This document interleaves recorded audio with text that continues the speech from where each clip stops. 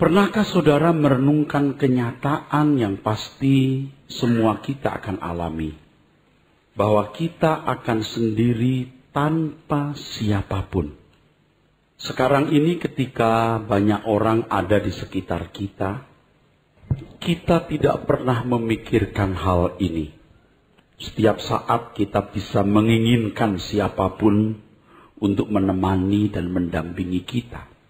Apalagi saudara yang memiliki kekuasaan, memiliki harta, saudara bisa menghadirkan siapapun atau banyak orang untuk mendampingi. Tetapi suatu saat nanti, kita akan dipisahkan dengan semua orang dan tidak seorang pun dapat menemani kita. Dan kita tidak bisa menghindarkan diri dari kenyataan itu. Nah, sebelum kita mengalami hal itu atau masuk di saat itu, di momentum itu, mari kita menghayati kenyataan ini. Supaya kita mempersiapkan diri mengalami saat yang dahsyat tersebut, saat yang luar biasa itu. Kenyataan kesendirian ini bisa kita hayati misalnya pada tengah malam, waktu semua orang tidur, kita pergi ke kamar mandi, atau kita tidak bisa tidur, kita duduk, kita bisa menghayati kesendirian itu. Dan sebaiknya kita memiliki waktu untuk menghayati kesendirian tersebut. Kalau Tuhan berkenan kita bangun jam 3 pagi, jam 1 pagi, kita melipat lutut. Ya. Kalau kita berdoa, nah di situ saudara kita bisa menghayati kesendirian hidup. Pada waktu kita sendiri naik pesawat tanpa teman atau saudara, dengan penumpang lain yang tidak kita kenal, lalu pesawat mengalami trouble. Di saat membahayakan itu kita bisa menghayati kesendirian kita. Penghayatan ini lebih kuat lagi pada waktu seseorang terbaring di rumah sakit. Khususnya di ruang ICU rumah sakit. Di mana semua orang harus keluar dari ruangan. Nah, seseorang baru menghayati hal itu. Tahun 2000, saudara, 2001, ketika saya mengalami usus buntu, ya, yang sudah abses, sudah pecah. Ketika masuk ke dalam ruang operasi, saya merasakan kesendirian itu. Sementara tubuh sudah nyaris diracuni oleh pecahnya abses dalam usus buntu tersebut. Siapkah kita menghadapi saat seperti itu? Sungguh-sungguh suatu kecerobohan kalau seseorang mengabaikan hal ini. Binatang tidak memikirkan hal ini sebab mereka bukan makhluk yang memiliki kelanjutan di keabadian. Berbeda dengan manusia yang pasti akan memasuki bayang-bayang maut, lembah bayang-bayang maut. Apakah pada waktu itu ada sahabat yang memiliki surga, yang menemani dan mendampingi? Dalam beberapa kesempatan sebagai pelayan jemaat yang banyak mengunjungi orang sakit, termasuk orang-orang yang sudah diambang maut, saya sudah menjumpai orang-orang yang ketakutan di lembah akhir hidupnya. Dengan wajah sayu, sendu, ketakutan memandang saya, lalu air matanya berlinang. Saya melihat ketakutan di wajah orang-orang ini. Itulah sebabnya pelayanan gereja harus memperkarakan hal ini dengan sangat serius. Di pihak lain jemaat Tuhan harus juga serius mendengar dan menangkap pesan ini serta memperkarakan dengan sungguh-sungguh dalam hidupnya. Dan ini harus kita usahakan semua sebelum kita memasuki lembah bayang-bayang maut tersebut. Dan untuk itu Bapak Ibu Saudara sekalian, sesuai dengan pernyataan Tuhan Yesus, kita harus menjadi sahabat Tuhan. Kita harus sungguh-sungguh menggalang persahabatan dengan Tuhan. Seperti yang dikatakan Tuhan Yesus di Lukas 16 ayat 9. Ikatlah persahabatan. Tentu harus dengan Tuhan. Ikatlah persahabatan tentu dengan Tuhan.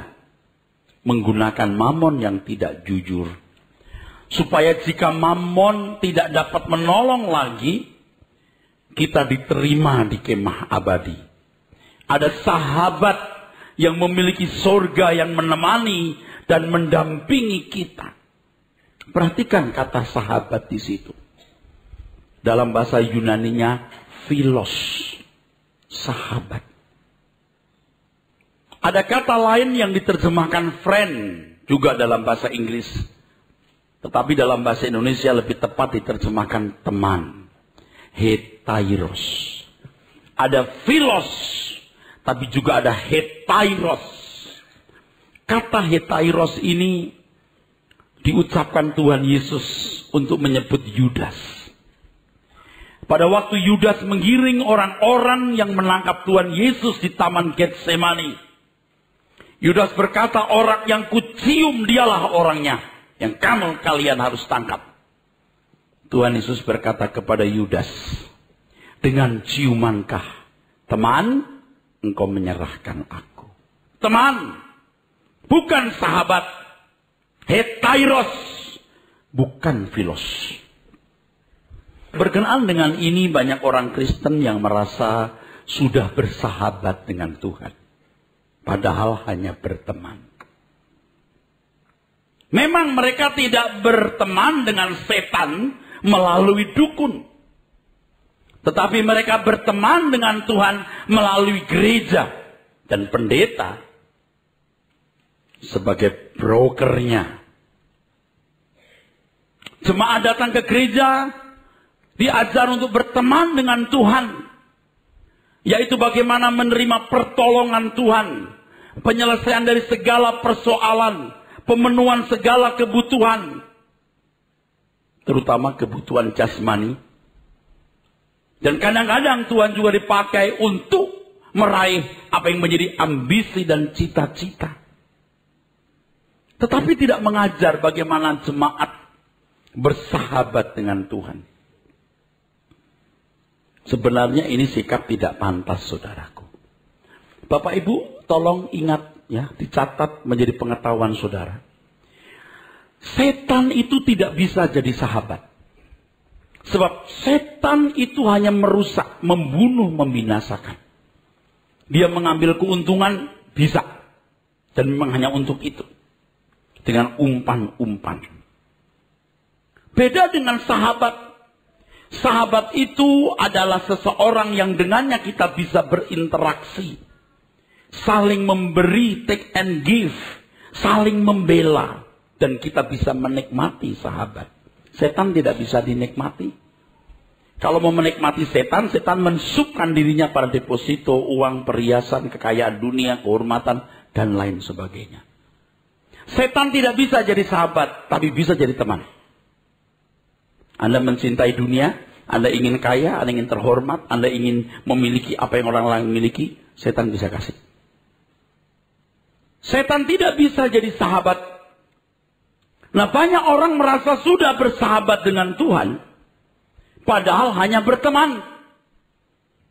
Dan kesalahan itu justru sering dimulai dari pendeta dan gereja yang tidak mengenal kebenaran. Antara sahabat dengan teman jaraknya memang dekat. Persahabatan dengan Tuhan sebenarnya artinya menempatkan diri dengan benar di hadapan Tuhan. Dan menempatkan Tuhan di tempat terhormat dalam hidup. Hal ini tidak bisa terjadi. Seseorang tidak bisa menjadikan Tuhan sahabat. Kalau masih menempatkan yang lain di tempat terhormat yang seharusnya Tuhan ada di situ. Yang lain di sini adalah segala hal, bisa berupa kekayaan dunia ini, atau sesuatu yang kita cintai lebih dari Tuhan. Inilah yang diistilahkan oleh Alkitab, dunia dengan segala yang ada di dalamnya. Jangan kamu mengasihi dunia dan segala yang ada di dalamnya. Bagaimana kita tahu bahwa masih ada yang lain dalam hidup kita? Sederhana, saudara, tesnya. Anda catat sederhana. Kalau untuk sesuatu kita bisa membela tanpa batas, sedangkan untuk Tuhan tidak, berarti saudara belum menjadikan Tuhan sahabat. Nah, kalau jemaat ke gereja hanya diajar bagaimana mengalami kuasa Tuhan, mengalami mujizat Tuhan, mengalami kebaikan Tuhan, Anda bayangkan, jadi apa jemaat tersebut? Dan ini sudah dianggap standar. Kalau boleh dikatakan vulgar dan jujur, orang berkata, untung gua gak ke dukun, untung gua ke gereja. Ya memang tidak berteman dengan setan melalui dukun, tapi berteman dengan Tuhan melalui pendeta. Padahal yang benar adalah seharusnya kita bukan berteman dengan Tuhan, tapi bersahabat dengan Tuhan. Kita akan berinteraksi dengan Tuhan. Kita akan mengasihi Dia, Dia mengasihi kita. Kita akan membela Tuhan tanpa batas. Kalau kita punya sahabat, kita mau meninggal saja, kita bisa titipkan keluarga kita kepada sahabat. Dalam hal ini, saudaraku, jangan lagi menjadikan Tuhan sekedar alat atau sarana untuk meraih segala sesuatu yang Anda inginkan. Pendeta tidak boleh jadi broker melalui oknum pendeta agar tangan Tuhan bisa diulurkan melakukan apa yang diinginkan dan dibutuhkan jemaat. Padahal kalau jemaat bersahabat dengan Tuhan, Tuhan pasti mau terlibat dalam segala hal yang dialami sahabat-sahabatnya. Yang penting bagaimana saudara mengenal kebenaran, mengenal Dia. Nanti saya jelaskan. Mengenal kebenaran dimerdekakan. Merdeka dari percintaan dunia. Dan kalau saudara merdeka dari percintaan dunia, tidak ada yang lain dalam hidup kita, baru kita bisa menjadikan Tuhan sebagai sahabat. Dan kalau saudara menjadi sahabat Tuhan, tanpa perantara siapapun saudara dapat berurusan dengan Tuhan. Dan Tuhan berkenan terlibat dalam segala persoalan saudara sebagai sahabat-sahabatnya. Tidak sedikit gereja yang tidak mengajar, tidak menasehati, dan tidak menuntun umat untuk menjadikan Tuhan sebagai sahabat. Gereja dan pendeta menjadi broker, jadi maklar, supaya jemaat diberkati, dilindungi, dijaga, kelihatannya bagus. Tapi di situ terdapat penyesatan yang sangat cerdas. Dan ini tidak boleh dilakukan dan terjadi. Nah, menjadi masalah utama dalam kehidupan umat yang harus digumuli. Bagaimana umat mengenal kebenaran Tuhan dengan benar. Kalau kamu tetap dalam firman-Ku, kata Tuhan, kamu akan mengenal kamu benar-benar adalah murid-Ku. Kalau kamu tetap dalam firman-Ku, kamu benar-benar murid-Ku. Kamu akan mengenal kebenaran. Kebenaran akan memerdekakan. Sekarang pelayanan saya ini bagaimana Anda mengenal kebenaran.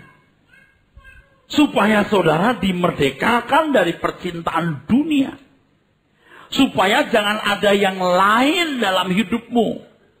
Ini tidak membuat Anda jadi miskin dan menyerahkan uangmu untuk gereja. Yang dipersoalkan adalah keterikatanmu dengan dunia.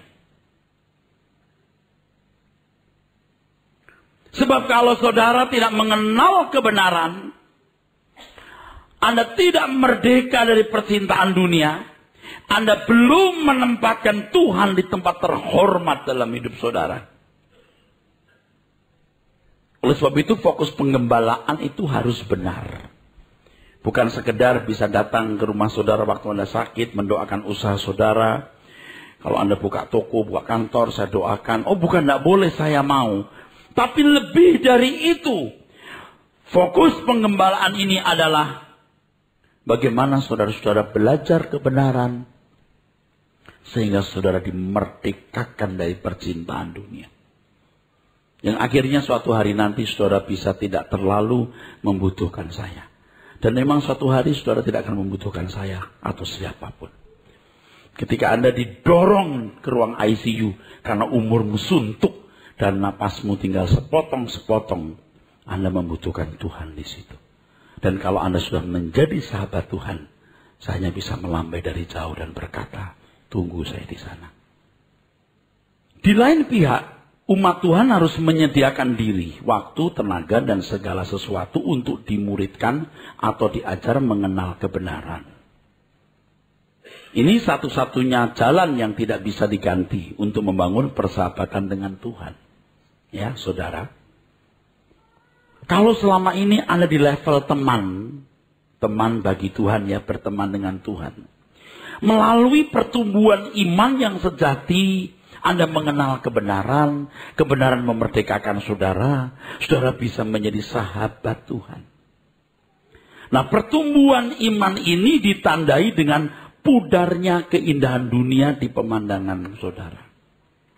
Dari dulu ya 15-20 tahun yang lalu saya sudah tulis lagu itu. Pulihkan aku Tuhan itu. Dan dunia pudar indahnya. Tapi sebenarnya belum pudar. Sebenarnya belum pudar. Baru tahun-tahun ini saya baru menghayati apa artinya dunia keindahannya pudar di mata saya. Dan itu saudaraku sangat membahagiakan. Itu nggak bisa diungkapkan dengan kata-kata. Dulu kita masih ingin apa yang orang lain miliki. Diam-diam. Tapi ketika kita makin mengenal kebenaran saudara. Kita merdeka. Kita tidak mengingini apa yang orang lain miliki. Punya boleh, tidak punya tidak apa-apa. Kalau punya untuk kepentingan Tuhan. Kalau dunia keindahannya belum pudar di mata kita, maka berarti saudara belum menjadi sahabat Tuhan. Sebab Tuhan tidak memiliki sahabat-sahabat yang masih menempatkan dunia sebagai keindahan. Nah, kalau saya ngomong begini kan dianggap lebay. Sekarang bayangkan ya. Ketika bumi jadi bubur api, lalu orang-orang yang tidak mengikut Tuhan dengan benar tertinggal, Anda diangkat. Anda baru tahu yang saya katakan ini benar. Kenapa nunggu nanti? Sekarang ini harus dihayati. Sebenarnya dari tahun 1993 Tuhan sudah tegur saya. Karena saya sudah mulai duniawi, saudara. Dari pelayanan yang tidak punya apa-apa, jadi pendeta kondang yang khotbah sana sini, amplop depan belakang kiri kanan. Saya sudah mulai duniawi, mobil bagus gitu. Saya sudah naik Toyota Crown tahun itu. Penghasilan saya sudah beberapa puluh juta, padahal Mercy baru 7 juta kreditnya. Saya masih ingat 7 juta kreditnya, saya mampu sekali. Tapi saya pilih naik Toyota Crown. Tuhan sudah tegur saya waktu itu. Sampai 3 bulan saya tidak khotbah sama sekali. Maka sekarang lagu ini. Pulihkan aku Tuhan dalam sisa hidupku ini. Tapi itu pun saya belum bertobat loh sebenarnya. Oh Tuhan Yesus, kerinduan hatiku, mutiara tak ternilai harta milikku. Keindahanmu memudarkan dunia, di mataku Engkau termulia. Itu belum. Sampai tahun 2000, 2001 yang tadi saya digeledek masuk operasi itu Tuhan tegur lagi. Melayani aku bukan begini Eras, begini. Begitu dalam satu pengalaman alam roh yang saya alami. Itu pun saya belum tahu. Melayani aku bukan begini Eras, mesti begini. Baru tahun 2009 tahu. Dan terus berkembang sampai sekarang. Apa artinya pudar di mata Tuhan? Nah setelah itu lagu-lagu saya soal pembaringan terakhir. Lagu-lagu saya mulai soal pembaringan terakhir, saudaraku. Nah itu sebenarnya perjalanan panjang dan sekarang setelah saya tahu ini, betapa berbahagianya saya. Cuman saya tidak bisa ini, saudara. Nggak bisa mengungkapkan. Dan saya juga belum sempurna juga. Tapi keindahan dunia jadi pudar di mata kita itu indah. Dan itu tidak bisa saya bagikan ke orang lain. Bahkan sahabat paling dekat. Bahkan istri sendiri. Bahkan istri sendiri. Saya tidak bisa menjelaskan. Bahkan istri sendiri. Bagaimana dunia itu pudar keindahannya.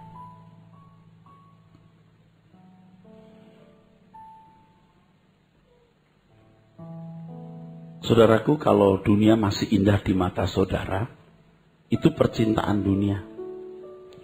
Dan persahabatan dengan dunia, Yakobus 4 ayat yang keempat, itu permusuhan dengan Allah.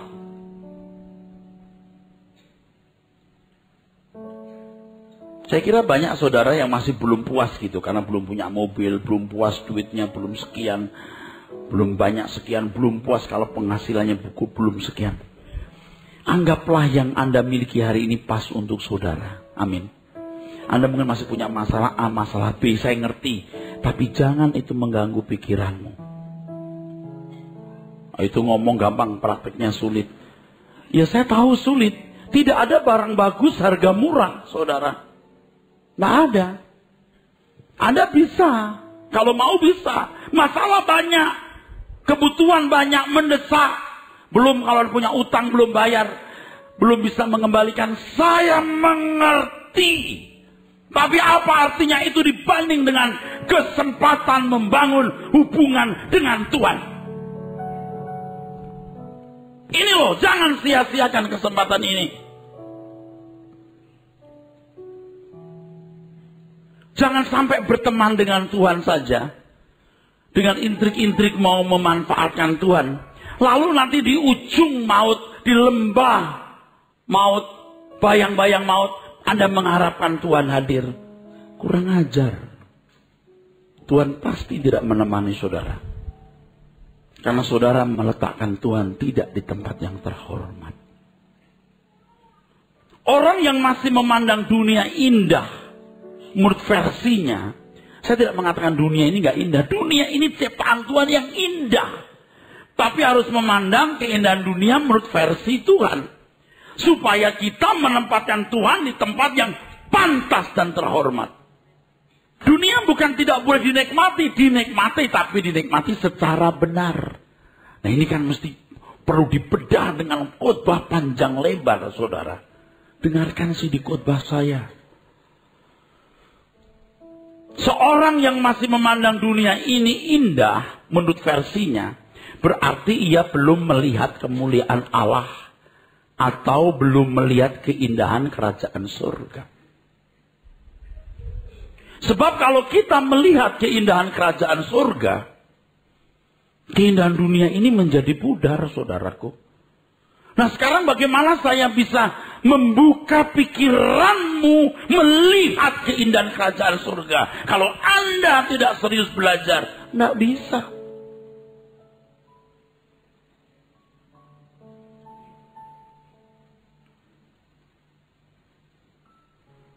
Sebab ketika seseorang melihat kemuliaan Allah atau keindahan kerajaan surga, maka keindahan dunia ini tidak ada artinya. Keindahan dunia ini maksudnya begini, saudara. Segala sesuatu yang dimiliki oleh manusia yang dianggap nilai tinggi pada zamannya. Kalau zaman batu, nilai tertinggi ya cuman pemenuhan kebutuhan jasmani. Nanti zaman perunggu, selain pemenuhan kebutuhan jasmani, perkakas dari perunggu. Pada zaman batu, ini zaman perang-perang juga sudah mulai, perebutan kekuasaan. Saya membaca sejarah begitu. Selain pemenuhan kebutuhan jasmani, perkakas dari besi. Plus dengan kedudukan, karena sudah mulai ada senjata dan lain sebagainya. Zaman berubah, yang dianggap nilai tinggi juga berubah. Nah, sekarang zaman kita, yang dianggap nilai tertinggi apa? Rumah, mobil, apartemen, deposito. Yang lebih beruntung menurut dunia, kapal pesiar, jet pribadi, kehormatan, pangkat, dan lain sebagainya. Tidak heran kalau hal ini menjadi sahabat. Ini bukan hanya untuk orang kaya, saya khotbah untuk orang miskin yang masih ingin kaya, juga begitu. Anda tidak boleh ingin kaya. Kecuali memang kekayaanmu Anda gunakan untuk mengabdi kepada Tuhan. Kalau tidak, lebih baik tidak kaya sama sekali. Kekayaan itu menipu, saudara. Menipu. Sampai pada tingkat di mana seorang tidak sadar dia tertipu. Dengan uang orang bisa berbuat apapun. Tapi ketika dia di ujung maut membutuhkan teman, kekayaan itu menoleh dan berlalu dengan sombongnya. Dan tidak seorang pun bisa menolong saudara. Dan saudara berkata, jahat atau adikia. Itu yang namanya mamon yang tidak jujur. Adikia. Alkitab itu cerdas sekali. Tidak jujur artinya tidak bisa dipercaya atau wicked. Jahat. Memang sekarang ini tidak jahat. Manis, nyaman. Tapi suatu hari ketika Anda tergeletak di pembaringan terakhir, kekuatan uang yang begitu dahsyat itu menoleh ke arah yang lain, membelakangi saudara dan berlalu dengan sombongnya. Dan Anda tidak punya siapa-siapa yang menemani. Di situ loh Tuhan sudah berbicara. Jadikan aku sahabatmu. Dia hanya teman untuk bersahabat antar kita. Jangan kamu jadikan dia sahabat, kamu berteman dengan aku untuk meraih dia. Ketika kita digeledek masuk ruang ICU, ketika kita tergeletak di pembaringan, ketika semua orang meninggalkan kita, ada bisikan, aku ada di sini.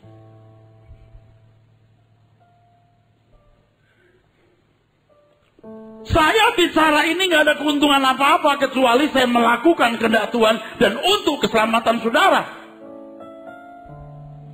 Kalau saya ngomong begini kita udah gak peduli berapa jumlah orang yang datang ke gereja. Tetapi berapa banyak orang yang bisa diajak bersahabat dengan Tuhan. Semua kita harus melayani. Semua kita harus membela Tuhan tanpa batas. Tolong punya nurani yang benar, saudara. Saking rusaknya dunia ini sampai khotbah yang paling benar pun dicurigai loh. Pengalaman yang paling indah, tetapi penting dan utama yang tidak boleh tidak Anda alami adalah melihat dunia pudar indahnya. Hal ini harus dialami orang percaya yang mau menjadi sahabat Tuhan.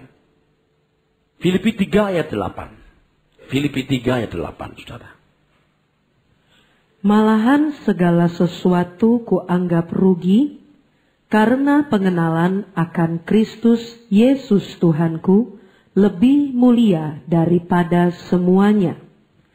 Oleh karena dialah aku telah melepaskan semuanya itu dan menganggapnya sampah. Sampah. Bukan mau dibuang ya. Sampah di sekubalan. Sekubalan itu kotoran hewan. Zaman dulu ketika teknologi pertanian belum maju, kotoran hewan satu-satunya pupuk yang digunakan. Sekubalan itu kotoran hewan. Offal, downs, kotoran binatang. Kuanggap pupuk. Pupuk diberikan tumbuh tanaman keluar buah. Bukan buah ditanam keluar pupuk dimakan. Lucu ya?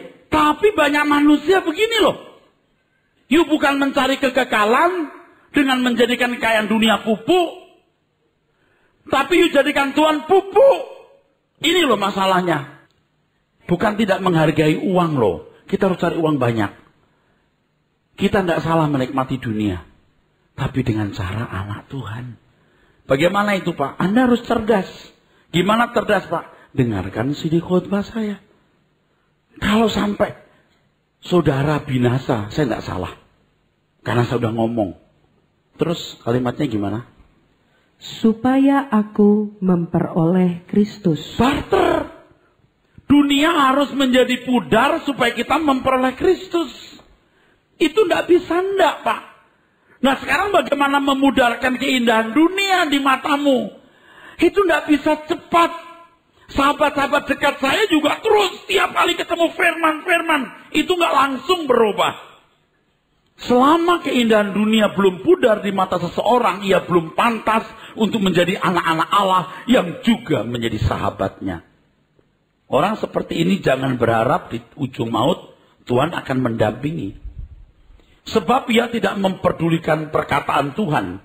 Bahwa kalau mamon, kekayaan dunia, tidak dapat menolong lagi, maka diterima di kemah abadi. Kamu tidak perhatikan. Kau masih bersahabat dengan dunia. Kalau seseorang masih bersahabat dengan mamon, berarti ia berharap mamon akan mendampinginya.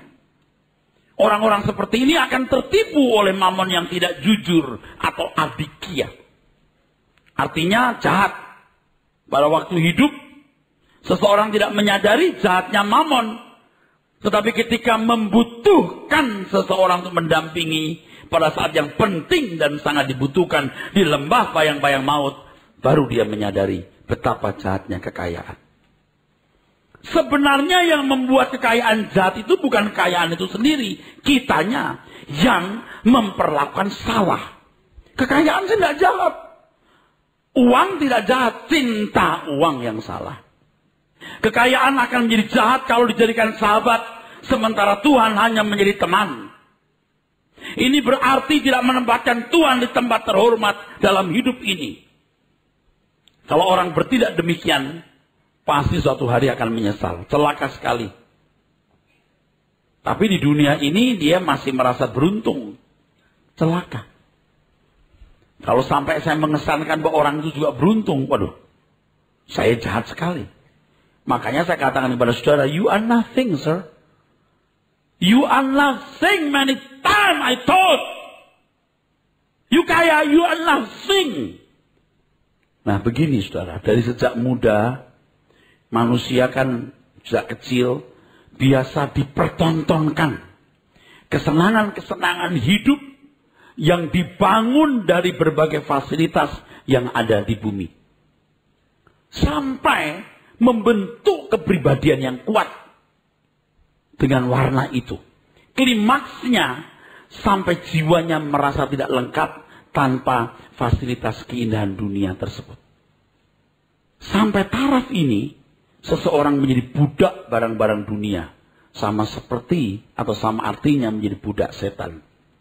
Bukan barang dunia yang dipakainya, tapi barang dunia yang memakainya. Anda nggak salah loh pakai jam tangan mahal. Tapi kalau Anda merasa tidak nyaman kalau jam murah, harus mesti jam mewah, you dipakai dia. Bukan you pakai barang pakai you. Sering orang, saudaraku sekalian, memiliki barang-barang dunia bukan untuk kebutuhan, untuk citra diri. Antara kebutuhan dan keinginan kacau. Antara kebutuhan dan citra diri kacau. Yang saudara sebut kebutuhan sebenarnya adalah hal-hal yang membangun nilai diri, percitraan diri, kebanggaan. Menjadi lebih sesat lagi karena dunia, masyarakat sekitar memandang bahwa Anda orang beruntung, Anda orang sukses dengan segala kelimpahan materi yang Anda miliki. Dan kalau sudah terlalu lama dengan pola gaya hidup seperti ini, maka rasanya mustahil untuk bisa dibebaskan. Dan memang ada orang yang sudah tidak bisa dibebaskan lagi. Orang-orang seperti ini belum tentu jahat loh. Orang-orang seperti ini belum tentu jahat, dia bisa baik. Orang-orang seperti ini bisa nyumbang gereja, bisa jadi aktivis, bahkan bisa jadi pendeta. Tetapi dia tidak akan melakukan pembelaan tanpa batas kepada Tuhan. Mereka hanya bisa menghayati kasih Tuhan, pembelaan Tuhan. Tetapi mereka tidak membalas kasih Tuhan secara pantas. Sebab mereka hanya menjadikan Tuhan sekedar sebagai teman. Tapi orang-orang begini kalau di gereja dipuji-puji. Dulu juga begitu, saya puji-puji orang begini. Wah, hebat ya. Di mantu gereja banyak. You punya 100, you bagi 2 itu gak banyak. Oke, you bagi 100 deh. Tanpa kasih, sia-sia. Oke, you kasih semua. Tanpa kasih, sia-sia. Coba, rumit sekali kan kekristenan itu. Gak lama hidup di dunia ini, gak lama saudaraku.